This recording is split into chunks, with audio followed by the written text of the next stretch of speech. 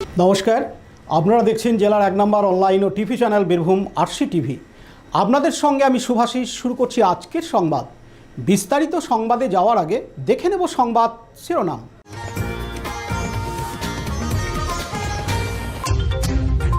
Suri DPSC ভবনের গেটের সামনে বাম ছাত্র সংগঠনের বিক্ষোভ। বেসরকারি ইঞ্জিনিয়ারিং কলেজ বিক্রি হওয়ায় জেলাশাসক দপ্তরে ডেপুটেশন।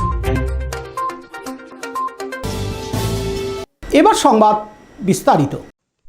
দীর্ঘদিন ধরে বন্ধ রয়েছে স্কুল। সে বন্ধ স্কুল খোলার দাবিতে ডিস্ট্রিক্ট প্রাইমারি স্কুল কাউন্সিল ভবনে অর্থাৎ জেলা প্রাথমিক বিদ্যালয় পরিষদ ভবনে বিক্ষোভ শুরু করে বাম ছাত্র সংগঠন স্টুডেন্টস ফেডারেশন অব ইন্ডিয়া আজ মঙ্গলবার 10ই মার্চ দুপুরে। এদিন তারা একাধিক দাবি দাওয়া নিয়ে Suri district primary school council ভবনের দপ্তরে ঢুকতে গেলে পুলিশের বাধায় পড়েন আন্দোলনকারী বাম ছাত্র সংগঠনের সদস্যরা। তাদের দেখে পুলিশ গেট বন্ধ করে দেয়। আন্দোলনকারী বাম ছাত্র সংগঠনের সদস্যরা দপ্তরের ভবনে ঢুকতে না পেরে গেটে তালা মেরে বিক্ষোভ দেখায় ডিস্ট্রিক্ট প্রাইমারি স্কুল কাউন্সিল ভবনে অর্থাৎ ডিপিএসসি ভবনের সামনে। এদিন বিক্ষোভরত বাম সংগঠনের পক্ষ থেকে জানানো হয়, আজকে আমরা জেলা ডিপিএসসি ভবন প্রাইমারি কাউন্সিলের যে অফিস আমাদের জেলায়, সেখানে আমরা এসেছিলাম। আমাদের বক্তব্য একটাই ছিল সুস্পষ্টভাবে, যে আমাদের জেলা জুড়ে একের পর এক প্রাইমারি স্কুল বন্ধ হয়ে যাচ্ছে। অসংখ্য প্রাইমারি স্কুলে একজন মাত্র শিক্ষক আছে। সেই শিক্ষক রিটায়ার যেদিন করবেন সেই স্কুলের গেটে তালা পড়ে যাবে। স্কুল বন্ধ হয়ে যাচ্ছে। বন্ধ স্কুলের তালা খুলতে হবে। আমরা জানিয়েছিলাম, মেল করেছিলাম, ইন্টিমেট করেছিলাম যে আমরা এখানে আসবো, আপনার সাথে কথা বলবো। ওনারা ভয় পেয়েছেন। পুলিশ ডেকে এদিকে তালা গেট বন্ধ করে রেখেছেন, ছাত্রদেরকে ঢুকতে দেবে না বলেছে। আর আজকে যখন এখানে পুলিশ দিয়ে ডিপিএসসির গেট বন্ধ করাচ্ছে, তখন কেদুয়াতে এখানকার কাউন্সিলরের চিঠি নিয়ে গিয়ে সেই কেদুয়াতে তৃণমূলের নেতার মেয়ের বিয়ের মৎসব চলছে, অনুষ্ঠান চলছে। এখন যাদের স্কুল বন্ধ তারা গেটের বাইরে বসে থাকবে, আর স্কুলের ভিতরে তৃণমূলের নেতার মেয়ের বিয়ের মৎসব হবে, এইটা আমরা চলতে দেব না। চেয়ারম্যান যদি দেখা না করেন, আমরা বলেছিলাম ভালো কথায় গেট খুলুন, ছাত্রছাত্রীদের নিয়ে যাব, যাদের স্কুল বন্ধ তারা কথা বলবে। ওনারা কথা শোনেননি। ছেলেমেয়েরা স্বতঃস্ফূর্তভাবে ডিপিএসসির গেটে তালা মেরে দিয়েছে। যে সরকার স্কুলের গেটে তালা খুলতে পারে না, সেই সরকারের দপ্তরের গেটেও তালা ঝুলবে। বিআইটি কলেজ একটা অদ্ভুত দেখলাম আমরা, যে বিআইটি কলেজ বামফ্রন্টের আমলে সেই সময়কার গোটা বীরভূমের রূপকার ব্রজমোহন মুখোপাধ্যায়, তারা যে বীরভূম জেলার বুকে একটা শিক্ষা প্রতিষ্ঠান গড়ে তুললেন, সেই শিক্ষা প্রতিষ্ঠানকে একের পর এক বিভিন্ন চক্রান্তে সেই কলেজের অবনমন ঘটানো হলো। এখন সেই কলেজের যিনি প্রেসিডেন্ট, তৃণমূলের হচ্ছে নেতা মলয় মুখোপাধ্যায়, এরা সবটা মিলে গোটা বীরভূম জেলায় এক আছে পাথর খাদান, কয়লা বালির মাফিয়া বলতে লোকে একজনকে চেনে, আর শিক্ষা মাফিয়া বলতে আরেকজন, যে যাকে চেনে তার হাতে যৎ সামান্য টাকায় ওই কলেজটাকে বিক্রি করে দেওয়ার চক্রান্ত চলছে। একটা শিক্ষা প্রতিষ্ঠানে এরপর মদের দোকান হতে পারে, একটা শিক্ষা প্রতিষ্ঠানে এরপর হচ্ছে হোটেল হতে পারে, যেখানে তৃণমূলের নেতারা মৎসব করতে যাবেন। শিক্ষা প্রতিষ্ঠানকে বেচে দেওয়ার চেষ্টা চলছে। আমরা এই মিছিল থেকেও দাবি রেখেছি, বিআইটির যা ঐতিহ্য, সেই ঐতিহ্যকে পুনঃপ্রতিষ্ঠা করতে হবে। বিআইটি কলেজকে কোনো শিক্ষা মাফিয়ার হাতে বিক্রি হতে আমরা দেব না। সৌভিক দাসবক্সী, বীরভূম জেলা কমিটির সম্পাদক হিসেবে। সিউড়ি থেকে পার্থ দাসের report, Birbhum RC TV. Dubrajpur Shri Shri Ramakrishna Ashram পরিচালিত অভেদানন্দ সেবামঙ্গল হাসপাতাল বীরভূম জেলার বুকে একটি অন্যতম সেরা চক্ষু হাসপাতাল। এখানে প্রত্যেক দিন স্বল্প মূল্যে অত্যাধুনিক যন্ত্রপাতির সাহায্যে অভিজ্ঞ চক্ষু বিশেষজ্ঞের দ্বারা চক্ষু পরীক্ষা ও চক্ষু ছানি অপারেশন, ফেকো মাইক্রো সার্জারি করা হয়। এছাড়াও এই হাসপাতালে অতি স্বল্প মূল্যে যাবতীয় পরীক্ষা নিরীক্ষা, যেমন রক্তের সমস্ত রকম পরীক্ষা, ইসিজি, ইউএসজি, থাইরয়েড পরীক্ষা করা হয়। এখানে অতি স্বল্প মূল্যে চশমাও তৈরি করা হয়। এছাড়াও এখানে প্রত্যেক দিন বিনামূল্যে অন্যান্য রোগেরও চিকিৎসা করা হয়। আমাদের আদর্শ শিব ক্যানে চিপ সেবা। যোগাযোগের নম্বর 9382571046 অথবা 95645549। 1999 সালে বীরভূম জেলার সদর শহর সিউড়ির তিলপাড়া এলাকায় সরকারিভাবে লিজ নেওয়া জমিতে গড়ে উঠেছিল বেসরকারি বীরভূম ইঞ্জিনিয়ারিং কলেজ। বেশ জোর কদমে চলছিল বেসরকারি ইঞ্জিনিয়ারিং কলেজ, কিন্তু বাদ সাধল করোনাকাল। সেই সময় থেকে কমে গেল একেবারে ছাত্র সংখ্যা। সেই সঙ্গে শিক্ষক শিক্ষিকাদের বেতন দিতে অপারগ হলো কলেজ কর্তৃপক্ষ। পরবর্তী ক্ষেত্রে সেই কলেজটিকে বেআইনিভাবে বোলপুরের একটি সংস্থার সঙ্গে চুক্তি করে বিক্রি করে দেওয়া হয়েছে বলে অভিযোগ তুলে বীরভূমের জেলা শাসক ধবল জৈনের দপ্তরে ডেপুটেশন প্রদান করে জেলা বিজেপির নেতৃত্ববৃন্দ। জেলা বিজেপির তরফে জানানো হয়েছে যে প্রথম থেকে তৈরি হওয়া ওই কলেজের কমিটিতে ক্ষমতা বলে জেলা শাসক রয়েছেন, তাই জেলা শাসককেই ঘটনার তদন্ত করতে হবে। যদিও কলেজ কর্তৃপক্ষের তরফে জানানো হয়েছে যে এটা তাদের নিজস্ব ব্যাপার, কার সাথে চুক্তি করবেন, তবে নিয়ম মেনেই সবকিছুই হচ্ছে। করোনাকালের সময় থেকে ধুঁকতে থাকা কলেজে ছাত্রছাত্রীর সংখ্যা বাড়বে, সেই সঙ্গে শিক্ষকদের বকেয়া বেতনও মিটবে নতুন সংস্থার সাথে চুক্তি হলে।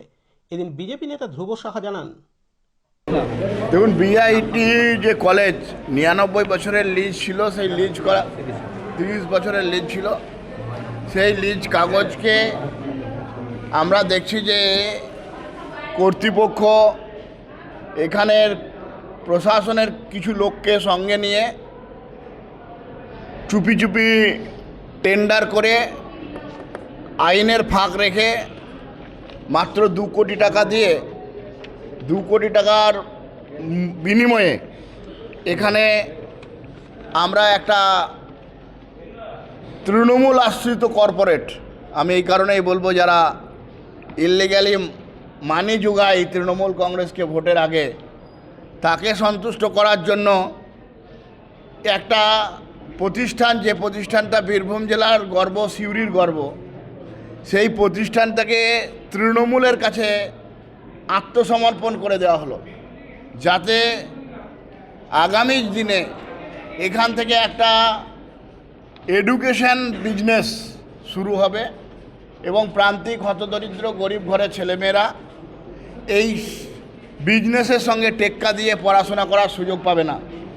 সেই জন্য মাননীয় ডিএম সাহেবের সঙ্গে আমরা দীর্ঘক্ষণ ধরে আলোচনা করেছি এবং আমরা আমাদের বক্তব্য পরিষ্কারভাবে বলেছি, এর বিহিত ব্যবস্থা আপনাকে করতে হবে।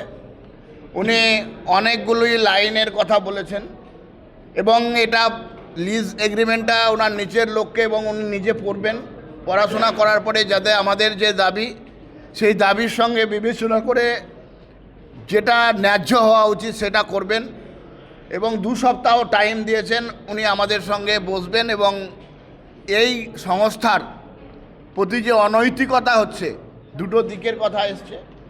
এক তো হচ্ছে ওখানে প্রায় 120 জন স্টাফ আছে, 95 জন পার্মানেন্ট এবং বাকিগুলো স্টাফের আমাদের ক্যাজুয়াল আছে, তাদের আগামী ভবিষ্যৎ একটা মানবিক দিক এবং ইঞ্জিনিয়ারিং পড়তে আসা ছেলেমেয়েরা যাতে বঞ্চিত না হয় সেই বিষয়টাকে চিন্তাভাবনা করে লিগ্যালভাবে যেটা করার দরকার নিশ্চিতভাবে করবেন, এই আশ্বাস দিয়েছেন আমাদের প্রতিনিধি। আমরা 2 সপ্তাহ পরে ওনার সঙ্গে বসবো। তবে মাননীয় জেলা সভাপতি যে বিষয়টার উপরে বললেন, আমি একটু সংযোজন করাচ্ছি আপনাদের সঙ্গে। ঠিক, উনি সেই জন্য বললেন, আমি পড়াশোনা করে 2 সপ্তাহ টাইম নিয়েছেন, টাইমে আমরা ওনাকে টাইম দিয়েছি। আমি মাননীয় জেলা সভাপতি যে বিষয়টার উপরে বললেন, আমি সেই বিষয়ের উপরে আপনাদের দৃষ্টি আকর্ষণ করতে চাইছি। যেভাবে বীরভূমটা পুরো বিক্রি করে দিচ্ছে তৃণমূল কংগ্রেস, শুধু কলেজ বিক্রি করছে এরকম নয়, বীরভূমটাকেই বিক্রি করে দিচ্ছে। আজকে আমরা বীরভূমের জেলা শাসকের কাছে ইললিগ্যাল ঘাটের তালিকা দিয়েছি এবং আমি আপনাদের বলছি, লিগ্যাল ঘাট একটা, ওই কাগজ দেখিয়ে ইললিগ্যাল ঘাটের বিজনেস চালাচ্ছে, এ চলতে পারে না। এরা বলছে যে আমরা বাংলার বাড়ি দিচ্ছি। বাংলার বাড়ি কত টাকা? 1,20,000 টাকা। 700-800 টাকায় ট্রাক্টরে বালি কিনেছি আমরা। কিন্তু আজকে হতদরিদ্র প্রান্তিক মানুষ যে বাংলার বাড়ি পেয়েছে সে, কিংবা যে বাংলার বাড়ি পায়নি, বাড়ি তৈরি করছে সে যখন বাড়ি তৈরি করতে যাচ্ছে, যদি 7-8 ট্রাক্টর বালি লাগে, এক গাড়ি বালির যদি দাম হয় 8 থেকে 10,000 টাকা, 70,000 80,000 টাকা, এই টাকাটা দিলে বাড়িটা হবে কোথায়? ইট কিনবে, পাথর কিনবে, লেবার করবে, কোথা থেকে করবে? আমরা বলেছি প্রান্তিক হতদরিদ্র বীরভূমের মানুষ, যাদের উপর দিয়ে এই বীরভূম জেলার নদী বয়ে গেছে, তারা বঞ্চিত হচ্ছে। কিন্তু এই বালি মাফিয়ারা বড় বড় ট্রাকে করে কলকাতা থেকে আরম্ভ করে পশ্চিমবাংলা, ঝাড়খণ্ড সব জায়গায় বালি পাচার করে দিচ্ছে। আমরা বলেছি এই প্রান্তিক হতদরিদ্র মানুষগুলোকে 1,000 টাকা ট্রাক্টরে বালি দিতে হবে এবং এদের বাড়ি তৈরি করতে দিতে হবে। যখন 1,20,000 টাকায় বাড়ি হয় না, গরিব হতদরিদ্র প্রান্তিক মানুষগুলো আরও 1-1.5 লাখ টাকা নিজেদের কষ্ট অর্জিত পয়সা সেই দিয়ে বাড়ি তৈরি করতে করে, কিন্তু সেই টাকাতেও হবে না যদি তৃণমূল কংগ্রেসের সরকার এখানে এইভাবে বালি করে এবং তার কাটমানি খায় দল তৃণমূল কংগ্রেস। তাই আমরা আজকে ডিএম সাহেবের কাছে বার্তা দিয়ে এসেছি, এই হতদরিদ্র মানুষগুলোকে বাড়ি তৈরি করার জন্য বালি দিতে হবে, না হলে আমি আপনাদের মাধ্যমে বলছি আমরা দৃষ্টান্তমূলক আন্দোলন আগামী 10 দিনের মধ্যে এখানে আমরা করব, যেটা বীরভূম জেলা পশ্চিমবাংলা সাক্ষী থাকবে এবং দেখবে যে কিভাবে আমরা আদায় করে নিতে পারি কিনা। এই নাটকবাজির সরকার, এই চোরের সরকার, এই সরকার বালি চুরি করবে, গরিব মানুষ বঞ্চিত হবে, এটা আমরা মানব না। অন্যদিকে বীরভূম ইঞ্জিনিয়ারিং কলেজের পরিচালন কমিটির সম্পাদক মলয় মুখার্জি বলেন, আমাদের মিটিং ডেকেছিলাম, আমাদের আইকেয়ারের পুরো এজিএম ডেকেছিলাম। সেই এজিএমের মিটিংয়ে আমরা সমস্ত থ্রেড অ্যান্ড বিয়ার ডিসকাশন করেছি এবং সেখানে আমরা পরিষ্কার বলে দিয়েছি যে আমরা সব বিচার করে এবং সর্বোপরি যাদবপুর ইউনিভার্সিটির ভাইস চ্যান্সেলরের যে রেকমেন্ডেশন ছিল সেই রেকমেন্ডেশনকে গ্রাহ্যতা দিয়ে আমরা সতীর্থকে দিয়েছি এবং সেখানে কোনো কাগজে হাতে লিখে দেওয়া হয়নি, তাদেরকে একদম লিখিত সতীর্থকে আমাদের রেফারেন্স সমেত তাদেরকে চিঠি দেওয়া হয়েছে এবং সেখানে পরিষ্কার বলা হয়েছে একটা লাইন যদি আপনারা দেখাতে পারেন আমরা বিআইটি ছেড়ে, আমরা আইকেয়ার ছেড়ে আমরা সঙ্গে সঙ্গে বেরিয়ে যাব।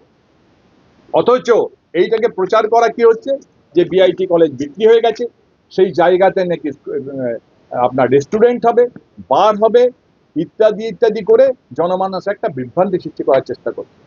আমার অনুরোধ জগন্নাথ বাবুর কাছে, উনি যদি সিউড়ি সত্যি ভূমিপুত্র হয়ে থাকেন, 127টি পরিবার দীর্ঘদিন ধরে অভুক্ত হয়ে আছেন, তারা বিভিন্ন জায়গায় ছোটাছুটি করে বেড়াচ্ছেন, তাদের বাড়ি থেকে একবার বাচ্চাদের মুখের দিকে তাকিয়ে দেখুন, তাদের স্ত্রীদের মুখে তাকিয়ে দেখুন, তাদের বাজারের অবস্থা খোঁজ নিন, তারা কিভাবে অসহনীয় মানুষ। অনেক ডক্টরেট আছেন, অনেক পিএইচডিরা আছেন, যারা মাসের পর মাস বেতন পাচ্ছে না, অথচ প্রত্যেক দিন তারা কলেজে আসছেন। এদের কথা চিন্তা করুন। যদি মনে হয় আমরা অযোগ্য, যদি দেখেন আমাদের মধ্যে কোনো দুর্নীতি আছে, নিরপেক্ষ তদন্ত করান, সেই তদন্ত করে যদি প্রমাণিত হয় আমরা ছেড়ে দেবো, আপনারা আসুন, কিন্তু দয়া করে এই এত সুন্দর এত বড় সংস্থাটা যাতে কোনোভাবেই নষ্ট না হয় তার চেষ্টা করুন। অবাক লাগে, দুঃখ হয়, পার্থবাবুর মতো লোক, পার্থ মুখোপাধ্যায়, যার পরিচয় হয়েছে বীরভূম জেলার অন্যতম সাংস্কৃতিক রুচিসম্পন্ন শিক্ষাবিদের পরিবার, যার ফ্যামিলিতে রমারঞ্জন মুখোপাধ্যায়ের মতো ভাইস চ্যান্সেলর ছিলেন, যার পরিবারের যার বাবা দেবরঞ্জন মুখোপাধ্যায় বিশিষ্ট শিক্ষাবিদ হিসেবে সারা বীরভূম জেলা নয় সারা বাংলায় সুপরিচিত ছিলেন, যাদের কালীবাড়ি সিউড়িতে বড় মায়ের কালীবাড়ি হিসেবে, ভবতারিণীর মন্দির হিসেবে আজকে পরিচিতি আছে, সেই মানুষটিকে আজকে তিনি এমন হেনস্থা করেছেন, এমন তার নামে মিথ্যা কথা বলেছেন, আজকে তিনি অসুস্থ হয়ে গেছেন, আজকে তিনি চলন শক্তি হারাবার মুখে পড়েছেন, আজকে তিনি ডাক্তারের ট্রিটমেন্টে পড়ে আছেন। তাই আপনার কাছে অনুরোধ করব, আপনারা বলেছেন ডিএমকে ডেপুটেশন দেবেন, আমরাও চাই ডিস্ট্রিক্ট ম্যাজিস্ট্রেট আসুন, এসপি আসুন, আপনারা থাকুন, সমস্ত দলের প্রতিনিধিরা থাক, সমস্ত কাগজপত্র পরীক্ষা করে দেখা হোক যে কোথাও এতটুকু ট্রান্সপারেন্সির অভাব আছে কিনা, কোথাও এতটুকু দুর্নীতি আছে কিনা, এতটুকু জালিয়াতি আছে কিনা। যদি থাকে নতমস্তকে আপনার কাছে হার স্বীকার করে নিয়ে, ভুল স্বীকার করে নিয়ে 24 ঘন্টার মধ্যে সেখান থেকে চলে যাব, কিন্তু দয়া করে এই শিক্ষা প্রতিষ্ঠানকে নষ্ট করবেন না, এই অনুরোধ। এই কথা বলে আমি আমার বক্তব্য শেষ করছি। আমাদের সঙ্গে এসেছেন আমার ডাইরেক্টররা আছেন, বিআইটির অনেক শিক্ষা কর্মীরা আছেন, তারাও আজকে এই খবর শুনে এসেছেন এখানে।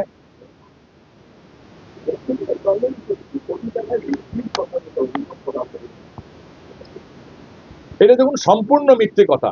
2 কোটি টাকা 2 কোটি টাকা বলছে, এটা তার নট লাইক দ্যাট। আমরা যেটা হিসেব করেছিলাম এখানে 33 লক্ষ টাকা 1 মাসের বেতন, আমরা 7 মাসের বেতনটা হিসেব ধরেছিলাম। 7 মাসের বেতনটা যদি হিসেব ধরা যায়, যেটা কারেন্ট বাকি আছে সেটা 2 কোটি 10 লক্ষ টাকা হচ্ছে।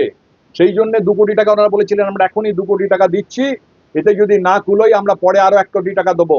ইন দ্য মিন টাইম ওরা 3 কোটি টাকা দিয়েছেন। সেই 3 কোটি টাকা আমাদের ডিউ আছে। প্রত্যেকটা 127টা কর্মচারীর প্রত্যেকটা বাড়ির টাকা, প্রত্যেকটা মানুষের টাকা, তাদের অ্যাকাউন্টে এই টাকা ঢুকবে। 1 পয়সা এখনো পর্যন্ত যারা এই কমিটিতে আছেন, যারা এই এর দায়িত্বে আছেন, সেক্রেটারি প্রেসিডেন্ট থেকে শুরু করে আদার মেম্বার, আজ পর্যন্ত এত কটা মিটিং হয়েছে, এতবার ওখানে যাওয়া হয়েছে, কেউ একটা পয়সা ওখান থেকে কোনো টিএ বা ডিএ গ্রহণ করেননি। এই যে টাকার বিক্রি করার কথা বলা হচ্ছে, এই টাকাটা পুরোপুরি কর্মচারীদের বেতন, তারা মুখিয়ে বসে আছে। এই গন্ডগোলটা না হলে আজকে তাদের ঘরে ঘরে বেতন ঢুকে যেত, তাদের হাসির বন্যা ফুটতো, তাদের বাচ্চাদের মুখে হাসি ফুটতো, স্ত্রীদের মুখে হাসি ফুটতো। আজকে শিক্ষকরা যারা এতদিন ধরে পড়িয়ে বসে আছেন বেতনের জন্য, তারা চারটি পয়সা হাতে পেতেন, কিন্তু আজকে এই জট লাগিয়ে দেবার জন্য তারা একটা খারাপ পরিস্থিতির মধ্যে পড়েছেন। এবং এইটা যদি এইভাবে বন্ধ হয়ে যায়, এইভাবে যদি একটা স্ট্যাগন্যান্ট পজিশনে চলে আসে, তাহলে এর দায়িত্ব কে নেবে?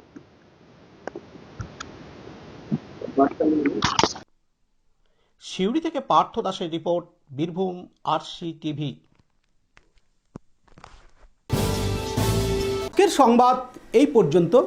পরবর্তী সংবাদের জন্য চোখ রাখুন বীরভূম আরসি টিভির পর্দায়। নমস্কার।